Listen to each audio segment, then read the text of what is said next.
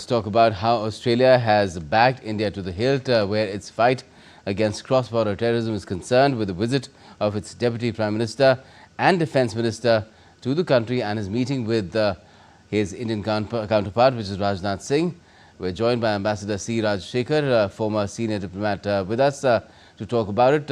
Ambassador Rajshekhar, good evening to you. What do you make of this unequivocal support that Australia has lent to India's cause, where India has been running a global campaign really to highlight how Pakistan uses cross-border terrorism to target innocents, not only in India but in many other parts of the world?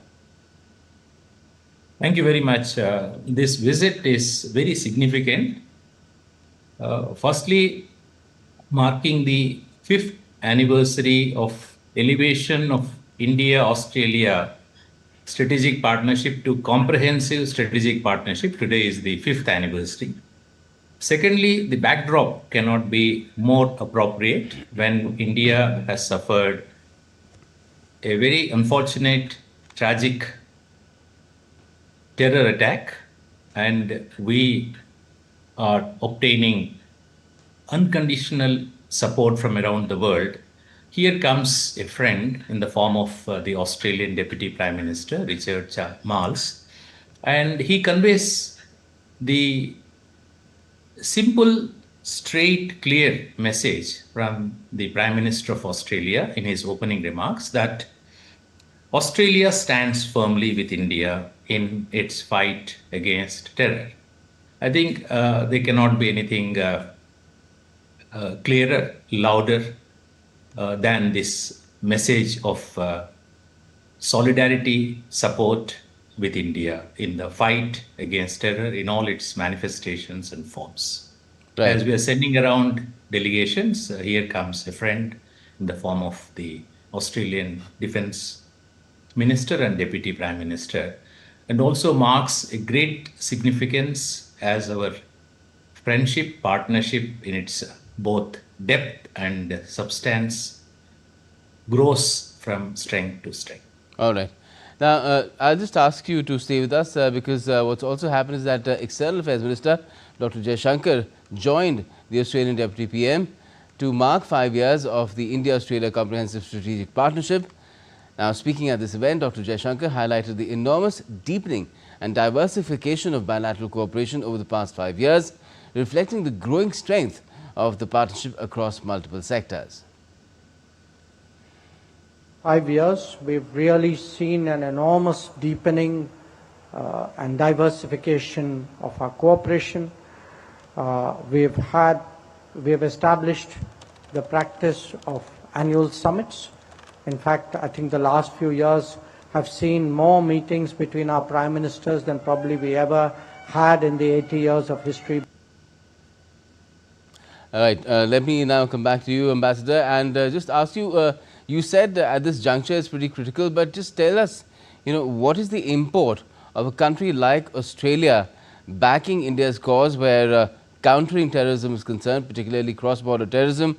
What kind of common cause does Australia have, and how can this support from Australia boost India's campaign? Australia is a neighbor's neighbor.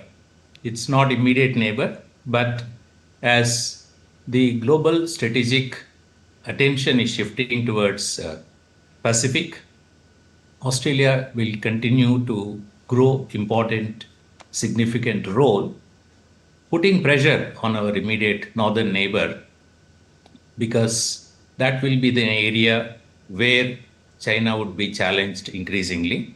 So it's very important that we have a very strategic, understanding partner in the form of Australia. What sort of a relationship does Australia have with China? Let's throw some light on that as well. Yes.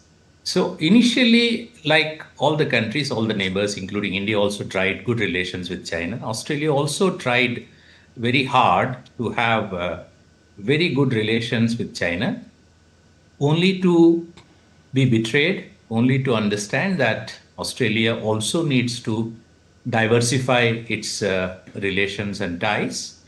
And Also, this is the backdrop of VUCA world, vulnerable, uncertain, ambivalent, and complex world. On top of it, President Trump's policies are pressurizing both allies and adversaries alike. So, this is the context which is pushing Australia also increasingly towards looking for friends, and it's a win-win because And Australia also just needs. tell us how Australia has done that if we look at the course of the last 11 years, so to speak, from 2014 onwards. In Do you fact, think that there's an Australia. added level of pace to the way India and Australia have taken their ties forward, not just in terms of trade, but in a strategic sense as well?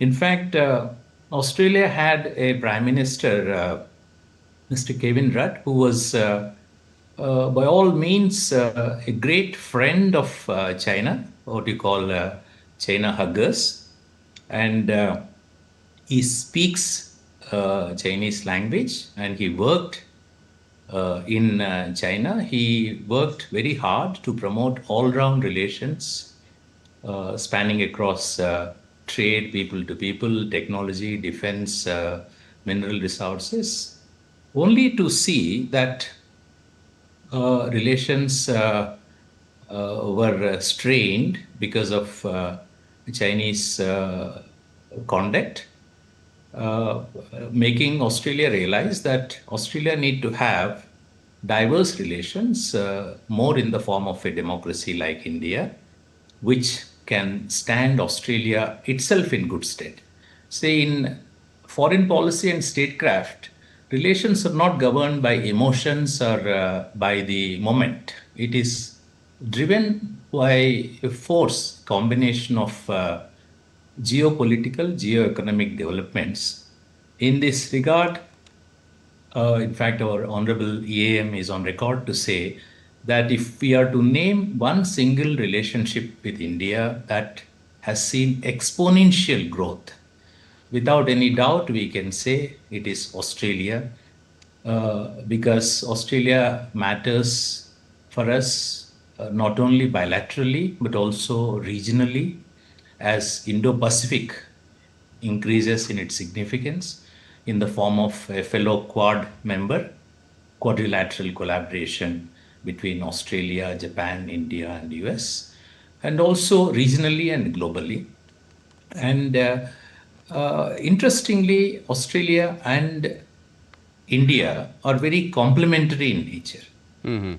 Australia has enormous mineral, natural resources wealth, especially critical minerals, that India, as we seek to become Vikasit Bharat by the year 2047, we need more and more access, better access, reliable access to critical minerals that Australia has in abundance. And Australia needs to develop those critical minerals. Okay. And Australia needs market like India.